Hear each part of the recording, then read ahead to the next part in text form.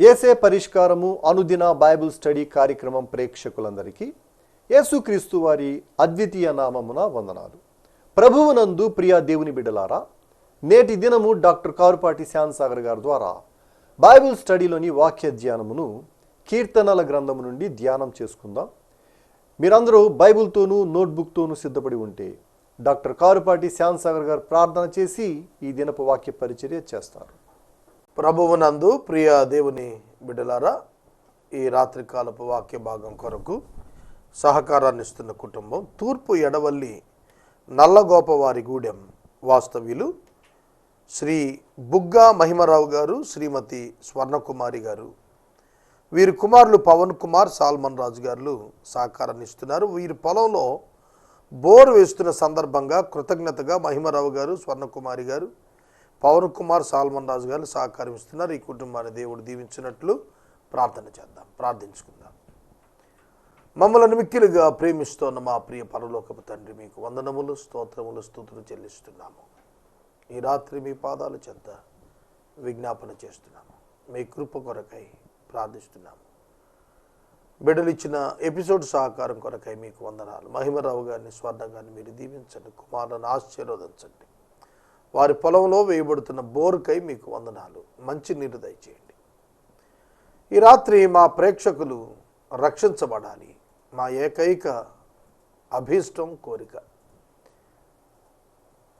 ప్రజలు దీవించబడాలి, ప్రవర్తనలో మార్పు రావాలి, సాక్ష్యములుగా నిలవాలి, సమాజంలో క్రీస్తు నామ మహిమ ఘనత రావాలి. అట్టి కృపనిమ్మని యేసు నామమున వేడుతున్నాం తండ్రి, ఆమేన్. ప్రభువునందు ప్రియ దేవుని బిడలారా, దయచేసి మీ పరిశుద్ధ బైబిల్ గ్రంథాన్ని తెరవండి. కీర్తనల గ్రంథము తృతీయ స్కంధంలోని చివరి కీర్తన 89వ కీర్తన 41వ వచనం నుండి వాక్యాన్ని గమనించండి. ఇది ఈ అధ్యాయంలో 13వ వర్తమానము. త్రోవను పోవు వారందరూ అతని దోచుకొనుచున్నారు. అతడు తన పొరుగు వారికి నిందాస్పదము ఆయను. అతని విరోధుల కుడి చేతిని నీవు హెచ్చించి ఉన్నావు. అతని శత్రువులందరినీ నీవు సంతోషపరిచి ఉన్నావు. అతని ఖడ్గము ఏమీయూ సాధింపకుండా చేసి ఉన్నావు. యుద్ధమందు అతనిని నిలవబెట్టక ఉన్నావు. అతని వైభవమును మాన్పి ఉన్నావు. అతని సింహాసనమును నేల పడగొట్టి ఉన్నావు. అతని యవ్వన దినములను తగ్గించి ఉన్నావు. సిగ్గుతో అతని కప్పి ఉన్నావు. ఇక్కడ మీరు గమనించినట్లయితే అతని అనేటువంటి పదం ఇక్కడ 10 సార్లు రాయబడింది. 40 వచనంతో కలిపితే 12 పర్యాయాలు అతని అనే పదం రాయబడింది. 12 times, 12 tribes. 12 పర్యాయాలు అతని అతని అతని అని వ్రాయబడింది. 12 గోత్రాలు, 12 గోత్రాలు ఒక రాజ్యం, ఒక రాజు, ఒక రాజుతో పాటు రాజ్యమును పుల్లింగంలో పోల్చి చెప్పాడు. అర్థమవుతుందా? పుల్లింగంలో పోల్చి చెబుతున్నాడు. ఇశ్రాయేలు, యూదా రాజ్యాలు చెరకు వెళ్ళాయి. దావీదు యొక్క కాలము క్రీస్తు పూర్వం 1000, సొలొమోను కాలము క్రీస్తు పూర్వం 960. ఇశ్రాయేలు గోత్రం 10 గోత్రాలు చెరకు వెళ్ళింది క్రీస్తు పూర్వం 722. యూదా వారు చెరకు వెళ్ళింది క్రీస్తు పూర్వం 587, 86. ఈ సందర్భాన మనం ఇది ప్రవచనాత్మకమైన పదజాలముగా మనం గమనించగలుగుతున్నాము. యెరూషలేము, ఇశ్రాయేలీయులు వారు పొందిన నష్టము మరియు ఓటమికి ఈ యొక్క వచనాలు కరెక్ట్గా సరిపోతాయి. అందుకని అతని అనే పదంలో 12 గోత్రాలను చూస్తున్నాం.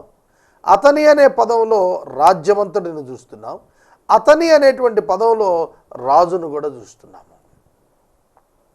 కనుక అతని కంచెలు తెగగొట్టి ఉన్నావు. అతని కిరీటం నేలను దోసి ఉన్నావు. అతని కోటలు పాడు చేసి ఉన్నావు. అతని త్రోవలు అతనిని త్రోవను పోవారు దోచుకుంటున్నారు. అతడు పొరుగువారికి నిందాస్పదుడయ్యాడు. అతడు విరోధులు కుడి చేతి హెచ్చించబడింది. అతని శత్రువులందరూ సంతోషిస్తున్నారు. అతడు ఖడ్గం లేకుండా అయిపోయాడు. అతడిని యుద్ధమందు నిలబట్టకుండా చేశావు. అతని వైభవం మానిపోయింది. అతని సింహాసనం నేలబడింది. అతని యవ్వన దినాలు తగ్గించావు. సిగ్గుతో అతన్ని కప్పేశావు. 40 నుంచి 45 వచనాల మధ్య 12 పర్యాయాలు అతని అతని అతని అనే మాట వ్రాయబడుతూ వచ్చింది. ఇది బైబిల్ స్టడీ కాదు. మనం ఈ వచనాలు ధ్యానిస్తూ మనకు దాన్ని అప్లై చేసుకోవాలి. ఇక్కడ అతని అనే పదం బిలీవర్స్ను, నిబంధన జనులను, దేవుని పిల్లలను సూచిస్తుంది. దేవుని పిల్లలు ఏ స్టేటస్లో ఉండాలి, ఎట్లాంటి స్టేటస్కు వాడు దిగిపోవాల్సి వచ్చింది. దేవుని పిల్లలు ఏ స్టేటస్లో ఉండాలి, ఎలాంటి స్టేటస్కు వాళ్ళు దిగిపోవాల్సి వచ్చింది, కారణాలు ఏమిటి అని చూసినప్పుడు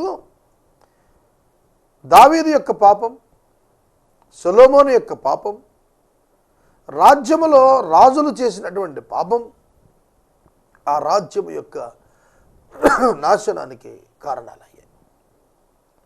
దేవుడు తన కృప ద్వారా ఇచ్చినటువంటి ఔన్నత్యం, తన మహిమ ద్వారా చేసినటువంటి గొప్ప కార్యాలు ఏ విధంగా తగ్గించబడుతూ వచ్చాయి అనేది ఈ 5 వచనాల్లో తేటగా రాస్తున్నాడు. 41వ వచనంలో అన్నాడు, అతనిని దోచుకుంటున్నారు అన్నాడు. ఎవరు దోచుకుంటున్నారు? త్రోవన పోవు వారందరూ దోచుకుంటున్నారు. దోచుకునుట అంటే దోపిడి, ఎత్తుకొని పోవుట. చూడండి, యెరూషలేము పట్టణం చాలా గంభీరమైనటువంటి పట్టణం. షోమ్రోను పట్టణం గంభీరమైన పట్టణం. షోమ్రోను ఇశ్రాయేలు ఉత్తర రాజ్యం క్యాపిటల్.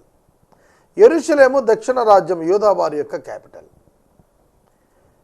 ఎప్పుడైతే చెరకు పోయారో అష్షూరు రాజులు ఇజ్రాయేలు 10 గోత్రాల వారిని క్రీస్తుపూర్వం 720లో చెరకు తీసుకెళ్లారు, ఆ సమయమున వారు దోచుకొనబడ్డారు. దేవుని పిల్లలు ఒక పర్టిక్యులర్ పీరియడ్ ఆఫ్ టైంలో, పాయింట్ ఆఫ్ టైంలో వారి అవిధేయతను బట్టి దోచుకొనబడుట జరుగుతుంది. దేవుని పిల్లలారా, ఇది మీరు గుర్తించాలి, గ్రహించాలి.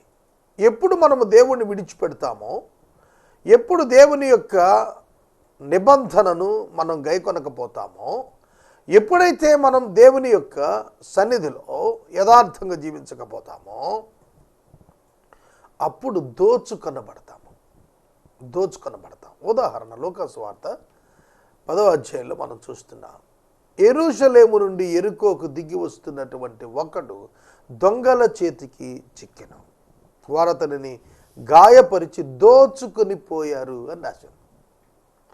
1 దొంగల చేతికి చిక్కటం, 2 గాయపరచబడటం, 3 దోచుకొని పోబడి కొన ఊపిరితో ఉన్నాడు, మరణం అందుకోటకు సిద్ధంగా ఉన్నాడు.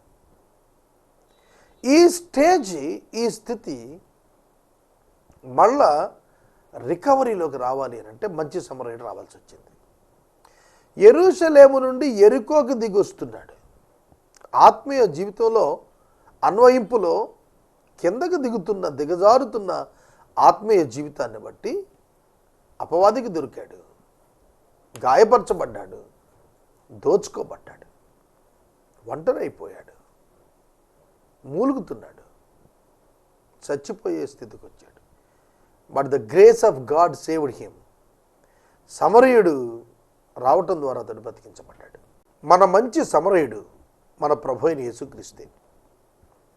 ఆయన ఆధ్యాత్మికంగా పతనమైపోయినటువంటి మానవ జాతిని ఆదామును బట్టి ఏదైనా వనమునందు పాపము చేసిన కారణంగా మానవులు పోగొట్టుకున్న మహిమను, అపవాది అను దొంగ చేతికి చిక్కినటువంటి మానవుల జీవితాలని, పాపము చేత నలుగగొట్టబడి గాయపరచబడి కొన ఊపిరితో ఉన్న మానవుల్ని, సత్యన స్థితిలో ఉండి కదలలేని వారిగా పడి ఉన్నటువంటి మానవుల్ని రక్షించటానికి వెతుక్కుంటూ వచ్చాడు.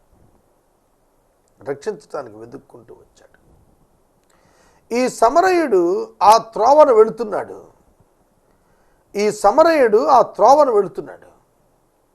అతన్ని చూచాడు, దగ్గరకు వచ్చాడు, గాయాలు కట్టాడు, ద్రాక్షరసంతో కడిగాడు, అతనిని తన వాహనం మీద ఎక్కించుకున్నాడు, పూటకోళ్ళ వారి ఇంటికి చేర్చాడు. ఈ సందర్భంలో దోచుకొనబడిన వాడు రికవర్ అవుతున్నాడు. ఎట్లా అవుతున్నాడంటే సమరయుని యొక్క త్యాగము, దానము, శ్రమ, సహాయము.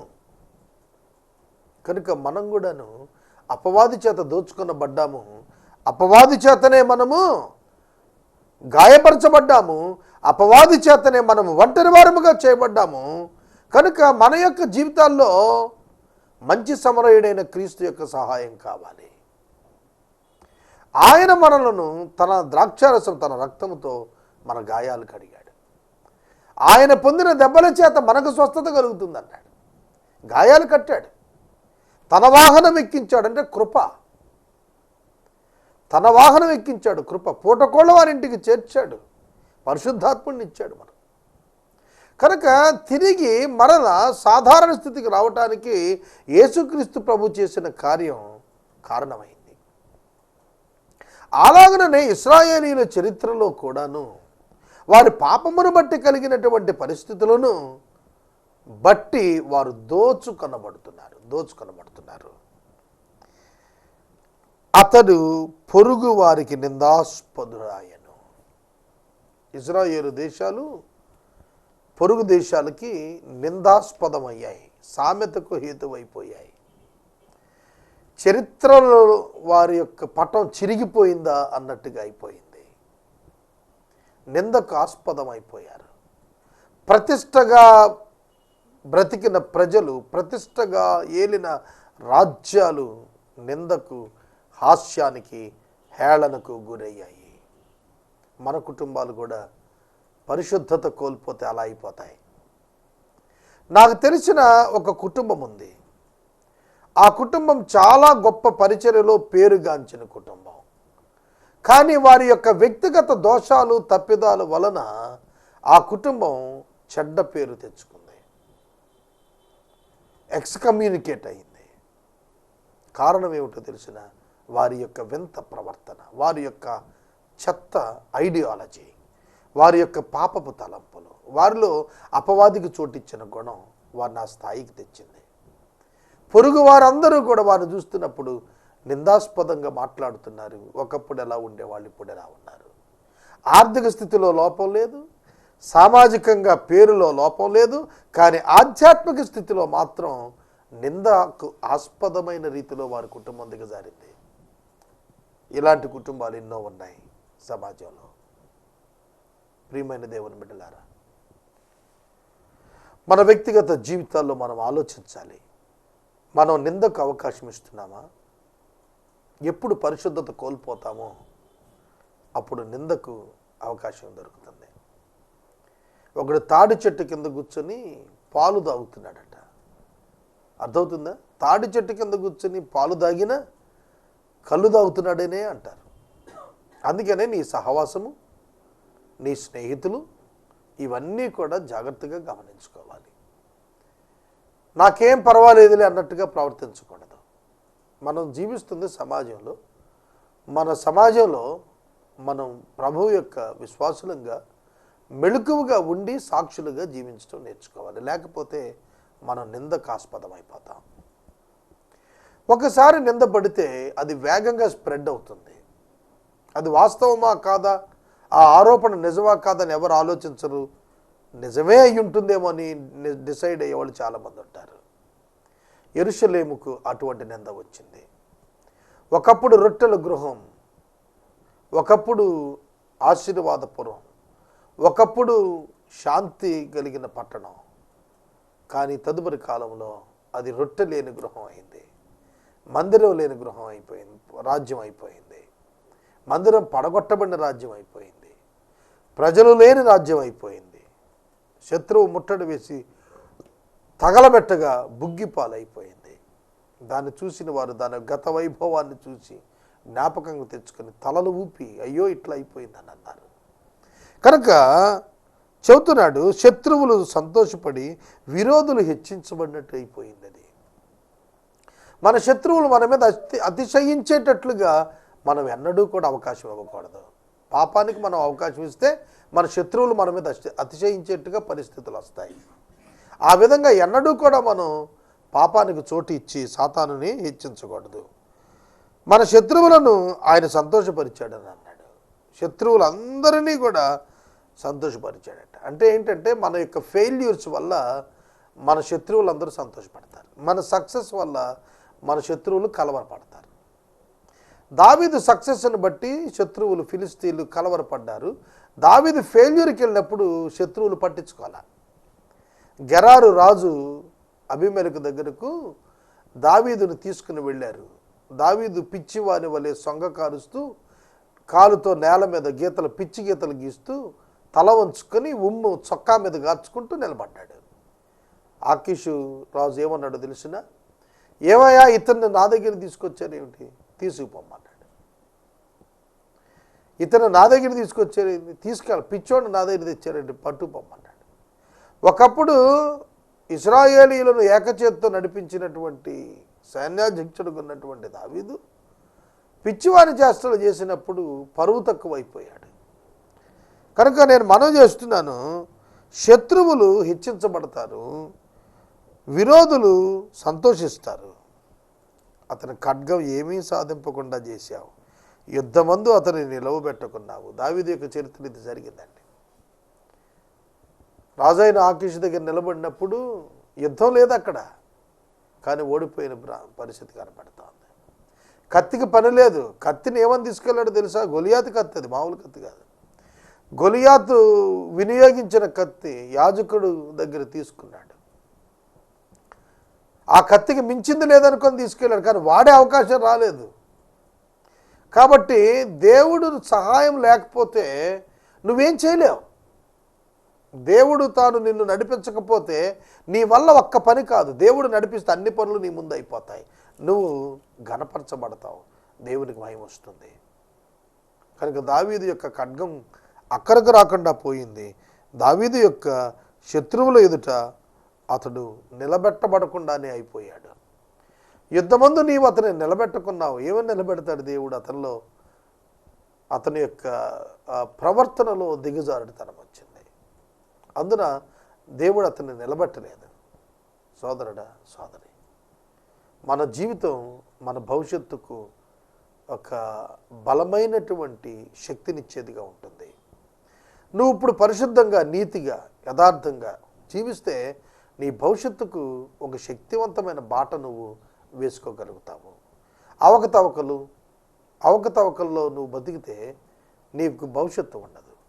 చూడండి, చాలా ప్రభుత్వాలు స్కామ్స్లో ఇరుక్కుపోయి ఎండ్ల బాట పడ్డాయి. యథార్థంగా ఉండి ప్రజల కొరకు నిలబడి పోరాడిన వాళ్ళు అధికార బాట పడతారు.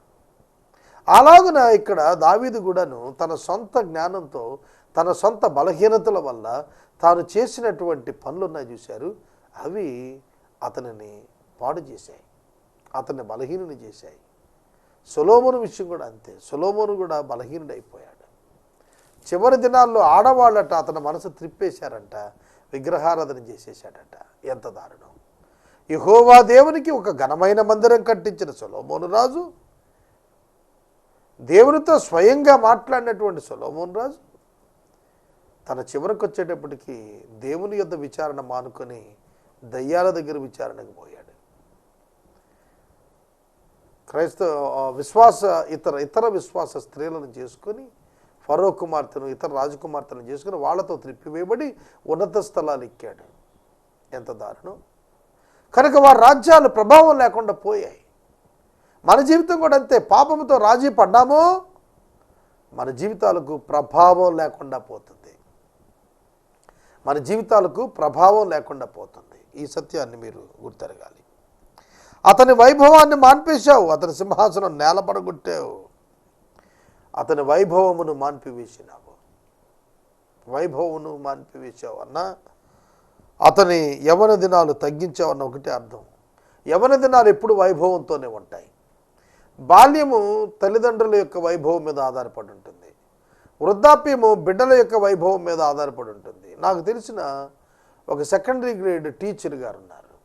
ఆవిడ యొక్క తల్లిదండ్రులు చిన్న పొజిషన్లో ఉండేవాళ్ళట. చాలా చిన్నగా ఉండేది. ఆవిడ బిడ్డలు చాలా పైకి వచ్చారు, చాలా ఉన్నత స్థితిని కూడా చూశారు ఆవిడ. ఎందుకు చెబుతున్నానంటే నేను ఈ మాట, దేవుడు ఒక వ్యక్తిని ఉన్నత స్థాయికి హెచ్చించాలనుకున్నప్పుడు జరిగే కార్యక్రమం. యవన దినములు అనే పదం వైభవాన్నే సూచిస్తున్నాయి. వైభవంగా ఉంటుంది యవన కాలం ఎప్పుడు కూడా. యవన కాలం ఎప్పుడూ వైభవమే. మనం సొంత డెసిషన్ తీసుకుంటాం, సొంతగా ఆపరేట్ చేస్తాం, సొంతగా వెళ్ళగలుగుతాం, సొంతగా పనులు చేసుకోగలుగుతాం. ఇది వైభవమైనటువంటి జీవితం. ఆ రాజ్యం యొక్క సొంత విధానం పోయింది, మరొకరి చేతిలోనికి చెరలోనికి పోయారు, వైభవం మానిపోయింది. కనుక పదవీచ్యుతుడైనటువంటి ఒక ప్రజాప్రతినిధికి ఏ విధంగా అయితే బలహీనత అంటే సమాజంలో వీక్ అయిపోతాడో అలాగున అయిపోయింది అతని పరిస్థితి. అదే వైభవం మానిపోవటం అంటే.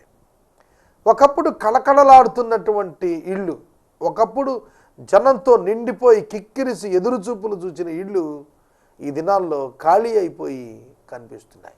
ఒకప్పుడు ఖాళీగా ఉన్నటువంటి ఇళ్ళు వారి యొక్క పదవుల అలంకరణ చేత కిటకిటలాడుతున్నట్టుగా కనిపిస్తుంది. ఒకప్పుడు అధికారుల దగ్గరికి వెళ్ళినా పట్టించుకున్నటువంటి అధికారులు ప్రజాప్రతినిధులకు గెలిచిన వారు వారి దగ్గరికి వెళ్ళి గెలిచారని తెలిసి వారి దగ్గరికి వెళ్ళి ఇవాళ పుష్పగుచ్చాలు ఇస్తాం కనపడుతోంది. కనుక అధికారము వైభవము ఈ రెండు దేవుడిచ్చేటువంటివి. కనుక యవన కాలము వైభవాన్ని అధికారాన్ని సూచిస్తోంది.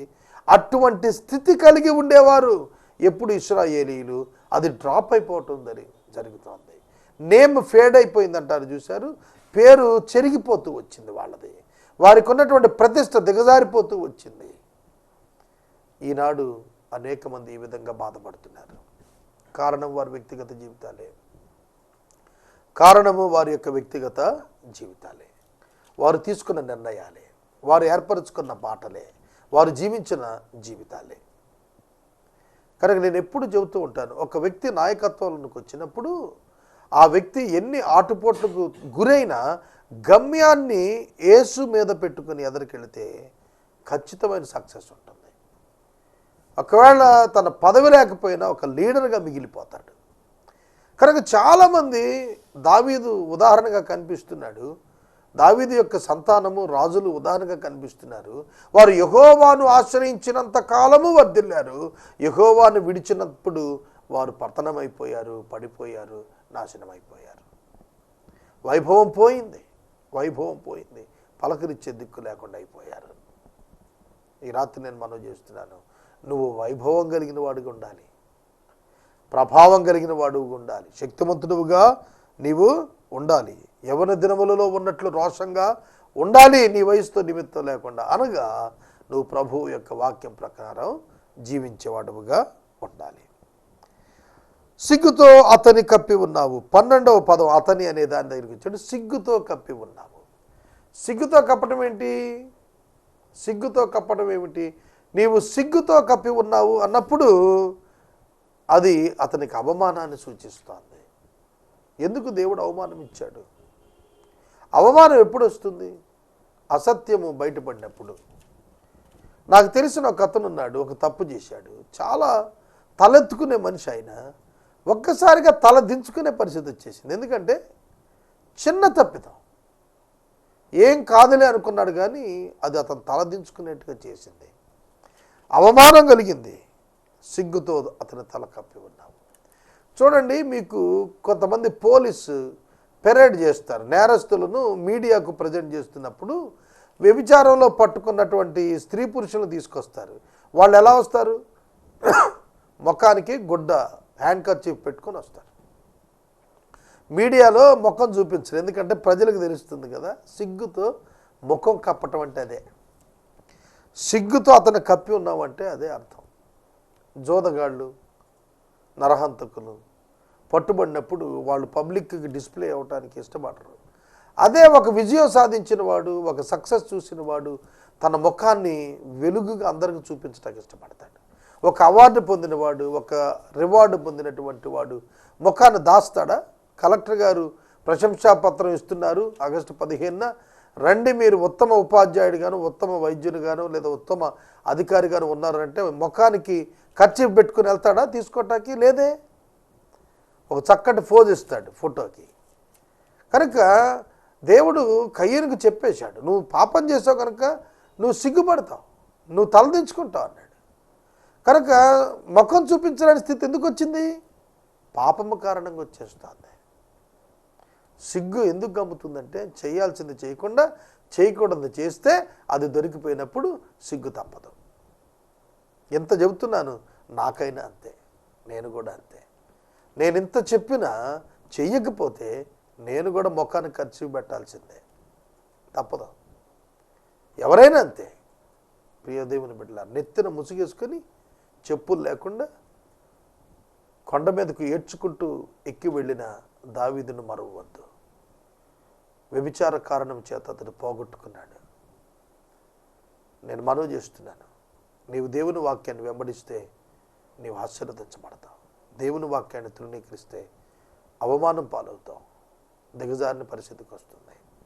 ఇక్కడ 12 పర్యాయాలు అతని అనే పదాలు కనిపిస్తున్నాయి. 45వ వచనం వరకు ఉన్న 12 పదాల్లో అతని అనే అనుభవాలు మనం ధ్యానం చేశాం. ఈ రాత్రికాల వాక్య భాగమునకు సహకారం ఇచ్చిన కుటుంబం తూర్పు ఎడవల్లి నల్లగోపవారి గూడెం వాస్తవ్యులు బుగ్గ మహిమరావు, స్వర్ణకుమారి గారు, పవన్ కుమార్, సాల్మన్ రాజు గారు వారు పొలంలో బోరేస్తున్న సందర్భంగా సహకారం ఇచ్చారు. ఎపిసోడ్ సహకారులు మాసాంతం వరకు కావాలి, సహకరించమని ప్రభు పేట ప్రార్థించమని నేను మనవి చేస్తున్నాను. నిబంధన ఛానల్లో అనుదినం ప్రత్యేక వర్తమానాలు వేస్తున్నాం. కొన్ని సందర్భాల్లో వేసిన ప్రసంగాలు వేస్తున్నాం. కారణం ఏంటంటే ప్రజలు కోరుతున్నారు, దాని ప్రయోజకత్వం బాగుంది. డిఫరెంట్ టాపిక్స్ ఫ్రమ్ బైబిల్, చాలా ప్రసంగాలు. ఒక 100 ప్రసంగాలు అయిన తర్వాత బుక్ చేస్తాను, ఒక బుక్ ప్రింట్ చేయిస్తాను. ఈ లోపల ఈ ప్రసంగాల నిబంధనలో 9:30 to 10 ప్రతి రాత్రి కూడా వింటూ ఉండండి. అలాగే రేపటి మాసం అంటే జూలై 1వ తారీఖు నుంచి ఆదికాండము నుండి మరలా ఏసే పరిష్కారాన్ని నిబంధన టీవీలో మార్నింగ్ 6 to 6:30 ప్రసారం ప్రారంభించబోతున్నాం. వీటన్నిటి కొరకు ప్రార్థన చేయండి, సహకరించండి. ప్రార్థన చేసుకుందాం. మనము ఇంతవరకు డాక్టర్ కారుపాటి శ్యాన్సాగర్ గారి ద్వారా బైబిల్ స్టడీలోని వాక్య ధ్యానమును కీర్తనల గ్రంథము నుండి ధ్యానం చేసుకున్నాము. ఈ కార్యక్రమం ద్వారా మీరు పొందుకునుచున్న ఆత్మీయ మేలులు ఒక ఉత్తరం ద్వారా మాకు తెలియచేయండి. మీ ప్రార్థనా మనవులు మాకు తెలియచేస్తే ఏసే పరిష్కారం కార్యాలయం ఏర్పాటు చేసిన ప్రత్యేక ప్రార్థనా శిబిరంలో మీ కొరకు ప్రార్థిస్తాం. మీ కుటుంబ పక్షముగా ఒక ఎపిసోడ్ ప్రసారం చేయాలనుకున్న మాకు తెలియచేస్తే మా సిబ్బంది మీ గృహాలను దర్శిస్తారు. ముగింపు ప్రార్థన ఆశీర్వాదాలతో ఈ కార్యక్రమాన్ని ముగించుకుందాం. ప్రార్థన. మమ్మల్ని మిక్కిలిగా ప్రేమిస్తున్న మా ప్రీతండి మీకు వందనాలు. వాక్యము విన్న బిడ్డలను దీవించమని ప్రార్థిస్తున్నాం. మీ చేతులకు మమ్మల్ని సమర్పిస్తున్నాం. మహిమ పొందమని వేడుకుంటున్నాం. ఎపిసోడ్ సహకారం ఇచ్చినటువంటి ఈ దీన కుటుంబాన్ని, స్వర్ణ గారిని, మహిమ గారిని, వారి బిడ్డలను మీరు ఆశీర్వదించమని అడుగుతున్నాం. యేసు దివ్య నామములో వేడుతున్నాం తండ్రి, ఆమేన్. మన తండ్రి దేవుని ప్రేమ, కుమారుని యేసయ్య కృప, పరిశుద్ధాత్మని అన్యోన్య సహవాసం సదాకాలం మనందరికీ తోడై ఉండును గాక. ఆమేన్.